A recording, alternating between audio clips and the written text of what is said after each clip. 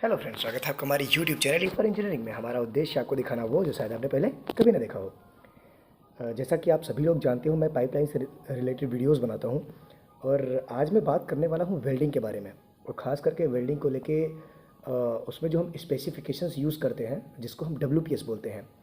WPS 1, WPS 2, WPS 3, WPS 4। और उसके साथ ही साथ मैं आपको बताने वाला हूं कि किस तरीके से हम रिपोर्ट बनाते हैं। और आज हम बात करेंगे मेन लाइन वेल्डिंग के बारे में। मेन लाइन वेल्डिंग क्या होती है, उसका क्या क्या क्राइटेरिया होता है, उसमें प्री हीट टेम्परेचर क्या रखते हैं, इंटरपास टेम्परेचर क्या रखते हैं, और उसमें कौन सा क्लैंप यूज़ करते हैं। ये सारी बातें मैं डिस्कस करने वाला हूँ। तो मैं आपको एक छोटा सा अभी मैंने ये तैयार किया है आप सभी लोगों के लिए। शायद इससे आपको बहुत सारी चीज़ें अच्छे से पता हो जाएंगी। और ये वो चीज़ है जो आपको ग्राउंड लेवल पर बहुत ज़्यादा काम आने वाली है, राइट। और WPS का यूज़ किस तरीके से होता है, कहाँ पे होता है जब आप वर्क कर रहे हो। ख़ास करके WPS वहाँ पे जो QC है, साइट QC, उसके पास WPS होना चाहिए। और आपका जो वेल्डर है, क्वालिफाइड वेल्डर, उसे भी WPS के बारे में अच्छी नॉलेज होनी चाहिए। ठीक है, तो चलो हम देर ना करते हुए स्टार्ट करते हैं। जो हमारा WPS का मेन प्रोसीजर होता है, जो बना होता है, उसमें हमारा देखो, जैसे यहाँ पे अभी मैं दिखाता हूँ। प्रोजेक्ट का नाम लिखा रहता है, अभी शो करेगा आपको।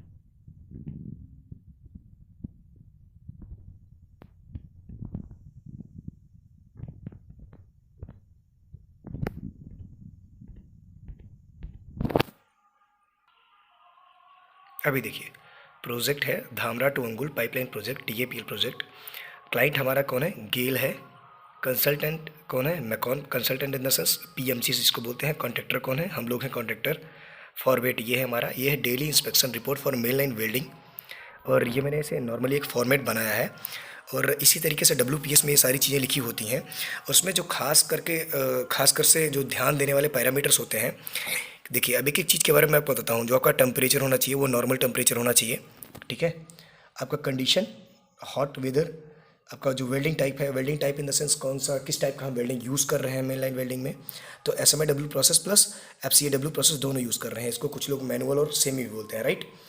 और प्रोसेस ऑफ वेल्डिंग कौन सा है? डाउन हिल वेल्डिंग मारते हैं। डाउन हिल मेन लाइन में हमेशा डाउन हिल वेल्डिंग का यूज़ किया जाता है। Down hill welding in the sense कि ऊपर टॉप से स्टार्ट करते हैं, नीचे की तरफ जाके ख़त्म करते हैं, राइट। वो होता है डाउन हिल। अब हमारा जो मशीन कौन सा है? मिलर का हमारा मशीन है, 400 एम्पियर्स का। इलेक्ट्रो टाइप ऑफ इलेक्ट्रोड देखिए, इलेक्ट्रोड का टाइप दिया गया है इसमें। रूट के लिए हम यूज़ करते हैं 6010। हॉट पास के लिए यूज़ करते हैं 8010। और फिल एंड कैप के लिए यूज़ करते हैं E81T8। क्लैंप का जो टाइप होना, कौन सा क्लैंप लगेगा मेन लाइन वेल्डिंग में? इंटरनल क्लैंप का हमेशा यूज़ करते हैं। और ये है कि टेक ऑफ क्लैंप, मतलब क्लैंप को कब हटाते हैं? आफ्टर कंप्लीशन द रूट पास।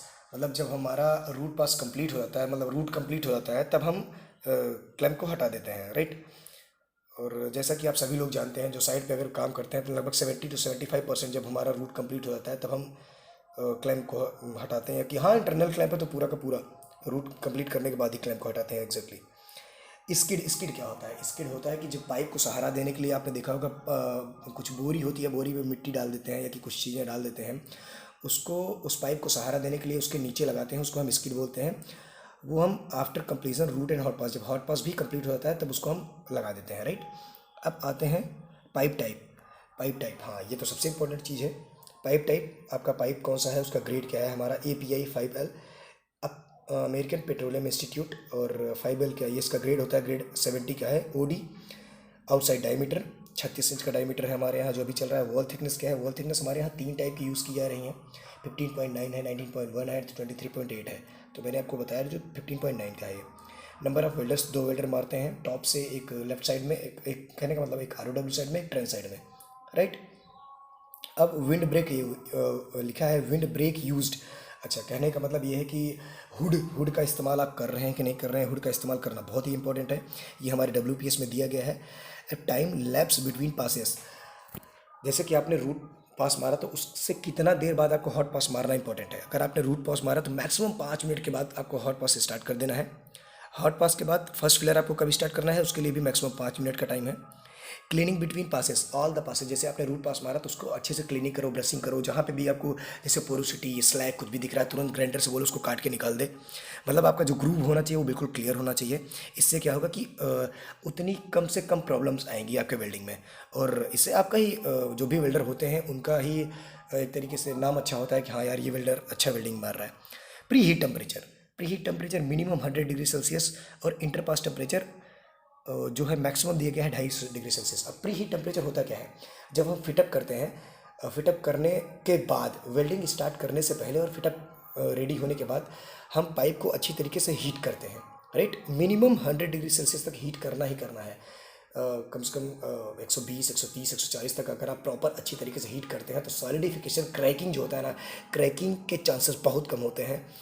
और इंटरपास टेम्परेचर क्या होता है, ड्यूरिंग वेल्डिंग, जब हमारी वेल्डिंग हो रही होती है तब हम जो उसका अगर टेम्परेचर बीच में चेक करते हैं तो मैक्सिमम उसका जो टेम्परेचर होना चाहिए 250 डिग्री सेल्सियस होना चाहिए, क्योंकि ज़्यादा टेम्परेचर होने पे क्या प्रॉब्लम आती है, फिर पोरोसिटी वगैरह आने लगती है, राइट। ज़्यादा टेम्परेचर भी अच्छा नहीं होता है वेल्डिंग के लिए, और इसीलिए इन सब का एक PQR होता है, प्रोसीजर क्वालिफिकेशन टेस्ट। जब हम करते हैं PQT तो उसमें सब कुछ समझ में आता है सारी चीज़ें। अब उसके नीचे देखिए, एक हमने एक कॉलम बनाया है अलग से, electrode type, electrode brand name, diameter, polarity, current, voltage, technique, speed, travel speed. Electrode type हम कितने टाइप का इलेक्ट्रोड यूज़ कर रहे हैं, E6010, E8010P1, E81T8 and I2। Electrode brand कौन है, हमारे यहाँ जो ब्रांड यूज़ किया जाता है बोहलर का इलेक्ट्रोड यूज़ किया जा रहा है, बोहलर का। डायमीटर क्या क्या है, 6010 का डायमीटर है 3.2 mm, और 8010 का जो डायमीटर है 4 mm है। 81T8 का जो डायमीटर है वो 2 mm। 81T8 क्या है, जो सेमी में यूज़ किया जाता है, कंटिन्यूसली वायर होता है, इसको लगा देते हैं, कंटिन्यूसली निकलता रहता है, राइट। और आप देख रहे हैं E6010 के लिए हम DCEP का यूज़ करते हैं, E8010 के लिए भी DCEP का, डायरेक्ट करंट इलेक्ट्रोड पॉजिटिव। इसमें आप कंफ्यूज ना रहो, ये पोलैरिटी होता है। कभी मौका मिलेगा तो मैं आपको इसको एक्सप्लेन करूँगा। Polarity, direct current electrode positive, direct current electrode negative, right. Current क्या है, E6010 पे हम मारते हैं 123, 6010 खास करके जब हम रूट मारते हैं तो ये मैक्सिमम इसमें दिया गया है, लेकिन होता क्या है कि आप 95, 96, 100, 110 ऐसे करके मारते हैं, धीरे धीरे बढ़ता घटता रहता है। वो तो वेल्डर के अकॉर्डिंग है, वेल्डर बोलता रहता है कि कम ज़्यादा कम ज़्यादा, उसको जैसे ज़रूरत पड़ती है, लेकिन इतना जो दिया गया है मैक्सिमम, हाँ इतने पे हमारा एडजस्टमेंट हो जाता है। 8010 के लिए 120, और E81T8 के लिए मतलब फिलर में जो हम मारते हैं 210 है, 220 है, 215 है, 216 है, इतना। वोल्टेज उसके अकॉर्डिंग दिया गया है 24, 6010 के लिए, 8010 के लिए 28। ये कोई कंफर्म नहीं है कितना ही होगा, वो कम ज़्यादा होता रहता है, इसमें आप बिल्कुल भी कंफ्यूज ना रहें। इसको लेके कोई भी आप कमेंट मत करिएगा, क्योंकि कोई भी जो वेल्डर होता है ना, वो अपने प्रोसेस के अकॉर्डिंग, अपने वेल्डिंग के अकॉर्डिंग वो बोलता रहता है अपने हेल्पर को कि बढ़ाओ घटाओ, बढ़ाओ कम करो, बढ़ाओ कम करो, राइट।